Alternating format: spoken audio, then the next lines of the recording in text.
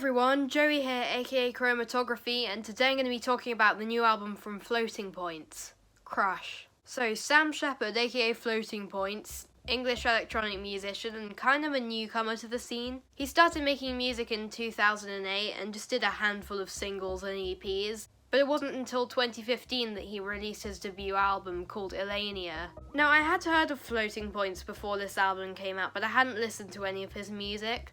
So before I heard this album, I listened to Elania, and fantastic. Like, easily a strong 8.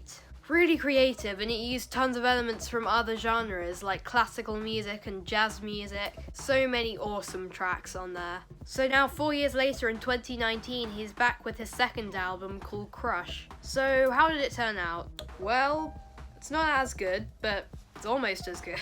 This album's kind of glitchier than Elania, really chopped up and mangled all over the place, and it's really interesting to listen to. All the glitchy sequences kind of remind me of Aphex Twin a bit in a way. Yeah, there are some tracks on here that really blew me away, even if there are a few weaker moments. But let's just get into the track listing then. Falaise, or however you say that, is a fantastic opener to the album.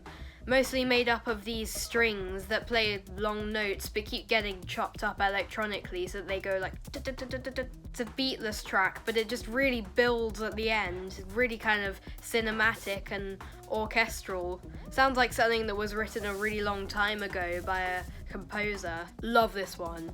And Last Bloom is amazing as well. This one's a single and it's all kind of chopped up all over the place. But it's not harsh and aggressive like some tracks like this are. It's really melodic with all these washes and arpeggios and melodies, and it's really, really great. Then there's Anna Sick Modular.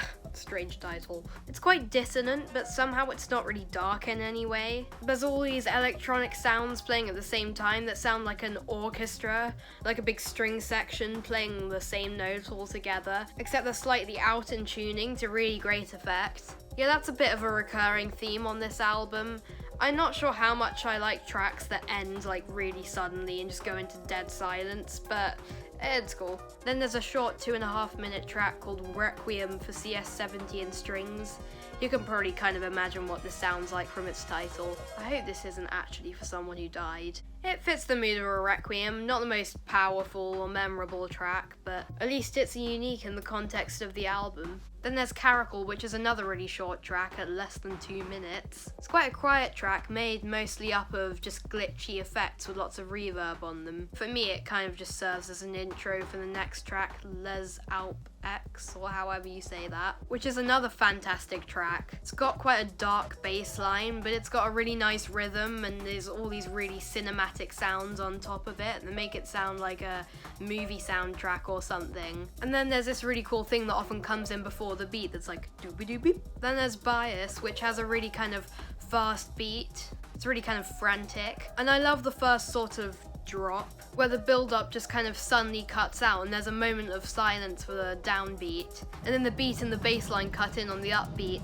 It's hard to describe, but it sounds really cool. Then there's Environments with another frantic fast beat, but this one sounds kind of weirdly sad. But it's a track that evolves a lot. It's got some really cool passages. I feel like tracks like this are like the exact opposite of boring. So much interesting stuff to pay attention to. Then there's Birth, which I'm pretty sure is just one synth playing notes throughout its whole 3 minutes and nothing else really. But I really like this one. It's kind of like a solo, and it has quite a similarly sad tone as Environments. Then there's Sea-Watch, which is quite similar but adds in a lot of strings.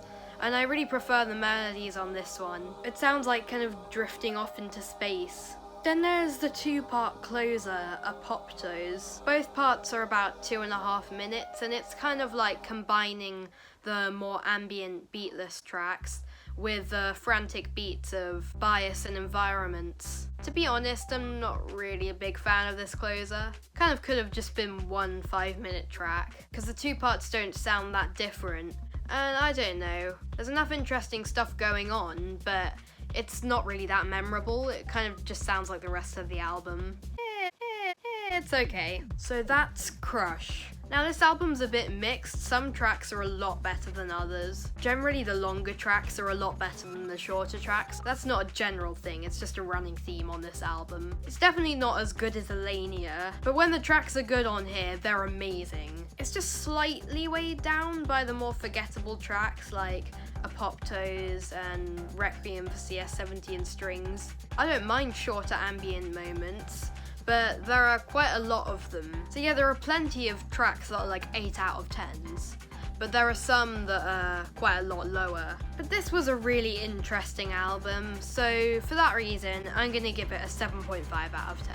But I'm just a random kid on the internet, so don't take anything I say objectively. But that's all from me today, so see you next time. By the way, about the Falaise review, I haven't listened to that album yet because my birthday's coming up on Sunday, and I'm pretty sure there's a good chance I might be getting the box set of Everything Not Saved Will Be Lost Part 1 and 2. And I have a bit of a thing about listening to stuff on Spotify when I know I'm going to buy it physically. I just kind of want to have some new music to listen to and hear it on vinyl the first time I hear it. So yeah, that might sound a bit weird, but that's what's happening.